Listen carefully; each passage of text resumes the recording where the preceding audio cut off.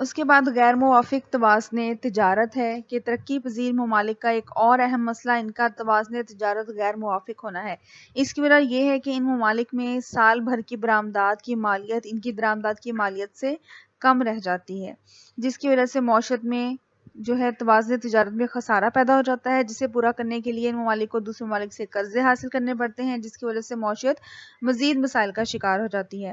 برآمدات کی مالیت میں کمی کی بڑی وجہ یہ ہے کہ جو پسماندہ ممالک ہیں اپنا زرعی خام مال دوسرے ممالک کو برآمد کرتے ہیں، جس کی بین الاقوامی منڈی میں اتنی زیادہ قیمت نہیں ہوتی، وہ سستے داموں فروخت ہوتا ہے، تو زر مبادلہ کم مقدار میں کماتے ہیں۔ اس کے مقابلے میں جو چیزیں وہ دوسرے ممالک سے درآمد کرتے ہیں اس میں مشینری، جنگی ساز و سامان اور دیگر مصنوعات پر مشتمل ہوتا ہے، جن کی قیمتیں بین الاقوامی منڈی میں بہت زیادہ ہوتی ہیں، لہٰذا درآمدی اخراجات جو ہیں وہ بڑھ جاتے ہیں۔ پسماندہ ممالک میں دولت کی تقسیم جو ہے وہ غیر مساویانہ ہوتی ہے۔ عموماً معاشرہ دو گروہوں میں بٹا ہوا نظر آتا ہے۔ ایک طرف انتہائی امیر طبقہ ہوتا ہے، یہ لوگ تعداد میں کم ہوتے ہیں لیکن ڈھیروں دولت کے مالک ہوتے ہیں، اور جس کا بیشتر حصہ دولت کا وہ عیش و عشرت پر خرچ کرتے ہیں، ٹھیک ہے، سرمایہ کاری کی طرف نہیں لگاتے، اور اگر سرمایہ کاری کرتے ہیں تو وہ بھی بیرون ممالک میں کرتے ہیں۔ اسی طرح معاشرے میں معاشرتی اور معاشی برائیاں جو ہیں وہ پھیلتی ہیں، اور دوسری طرف انتہائی غریب طبقہ ہوتا ہے جو بنیادی ضروریات کو بھی بمشکل پورا کرتا ہے۔ ان لوگوں کی آمدنی اتنی کم ہوتی ہے کہ کچھ بچانا ان کے بس میں نہیں ہوتا۔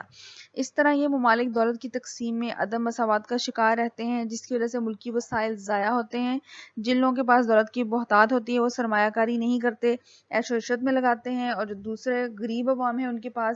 ان کی آمدنی پہلے ہی اتنی کم ہوتی ہے کہ وہ بچت نہیں کر پاتے اور سرمایہ کاری نہیں کر پاتے۔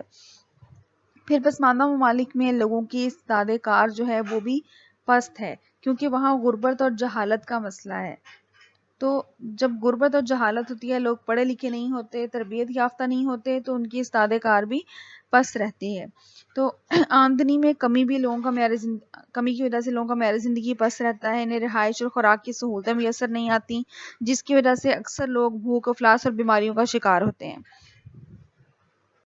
ان کی صحت خراب ہونے کی وجہ سے ان کی استعداد کار پست رہ جاتی ہے۔ خوراک کے غیر متوازن ہونے کی وجہ سے ان کے بچے جو ہیں وہ مختلف موذی بیماریوں کا شکار ہو جاتے ہیں۔ صحت کی بنیادی سہولتیں بھی حاصل نہیں ہوتی، شرح خواندگی بھی 20 سے 50% ہوتی ہے۔ بقیہ لوگ جو ہیں وہ ان پڑھ ہوتے ہیں، جو قدیم اور فرسودہ روایات کے حامل ہوتے ہیں، تو لہٰذا یہ ساری چیزیں جو ہیں ملکی معاشی ترقی کی رفتار جو ہے ان کی وجہ سے تیز نہیں ہو پاتی۔ پھر پسماندہ ممالک میں جدید ٹیکنالوجی کی کمی ہوتی ہے، ٹھیک ہے، ترقی یافتہ ممالک نے جدید ٹیکنالوجی میں بہت ترقی کی ہے، جبکہ ترقی پذیر ممالک جو ہیں اس دور میں بہت پیچھے ہیں، جس کی وجہ سے وہ ابھی پرانے طریقے ہی اپنائے ہوئے ہیں۔ زراعت، صنعت، تجارت، بینکاری، کسی بھی شعبے میں جدیدیت نہیں ہے، ہر شعبہ اسی طرح قدیم روایات پر چل رہا ہے۔ اس طرح ان ممالک کو اپنی پسماندگی دور کرنے میں مشکل پیش آتی ہے۔ قومی آمدنی کا بہت تھوڑا حصہ صنعتی شعبہ سے حاصل ہوتا ہے، اور اس طرح وہ زمانے کے جدید تقاضوں کا ساتھ دینے سے پیچھے رہ جاتے ہیں پسماندہ ملک۔ پھر پسماندہ ممالک میں سرمایہ کی قلت ہوتی ہے، چونکہ ان ممالک کی آمدنیاں کم ہوتی ہیں اس لیے بچتیں بھی کم ہوتی ہیں۔ ایک محتاط اندازے کے مطابق معاشی ترقی کے لیے کل آمدنی میں بچتوں کا تناسب 15% سے زیادہ ہونا چاہیے، لیکن پسماندہ ممالک میں یہ تناسب بہت کم ہوتا ہے، جیسے کہ لاطینی امریکہ کے ممالک میں یہ تناسب 8% ہے، افریقی ممالک میں 5% ہے، اور ایشیائی ممالک میں بھی تقریباً 5% ہے۔ تو ان ممالک میں جو ہے سرمایہ کی قلت کی وجہ سے ذرائع کا صحیح استعمال نہیں ہو پاتا، اور ملک میں جو ہے وہ ترقی نہیں ہو پاتی اتنی تیزی سے۔ پھر جو روایتی سماجی ادارے ہیں، یعنی کسی بھی ملک کے جو رسم و رواج ہیں، ان کی جو سوچ ہے وہ بھی جو ہے بہت زیادہ اثر انداز ہوتا ہے کسی ملک کی معاشی ترقی پر۔ تو نیم ترقی یافتہ ممالک میں سماجی ادارے بھی قدیم اور روایتی ہوتے ہیں، لوگ ان میں کسی قسم کی تبدیلی کے لیے تیار نہیں ہوتے، وہ فرسودہ روایات سے جو ہے وہ چمٹے رہتے ہیں۔ پردے کے رواج کی وجہ سے عورتیں زیادہ تر گھروں میں رہتی ہیں، مردوں کو شانہ بشانہ کام نہیں کرتی، مشترکہ خاندانی نظام سے لوگ وابستہ ہوتے ہیں، تو اس میں ایک دوسرے پہ لوگ ڈپینڈ کر رہے ہوتے ہیں۔ کوئی ایک شخص بھی اگر گھر چلا رہا ہے تو باقی جو ہے وہ کام نہیں کرتے،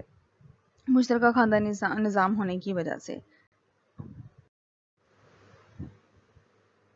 پسماندہ ممالک میں قدرتی ذرائع کا بھی نیم استعمال ہوتا ہے، کیونکہ پسماندہ ممالک میں سرمایہ کی کمی ہوتی ہے، ان کے پاس جدید ٹیکنالوجی نہیں ہوتی، تربیت یافتہ افراد نہیں ہوتے، تو قدرتی ذرائع جو موجود ہوتے ہیں ان کا بھی وہ صحیح طرح سے استعمال نہیں کر پاتے۔ جیسے پاکستان کے پاس سوئی گیس کے ذخائر ہیں، لیکن پاکستان کے پاس ایسی ٹیکنالوجی نہیں ہے کہ وہ اس کو خود سے زمین سے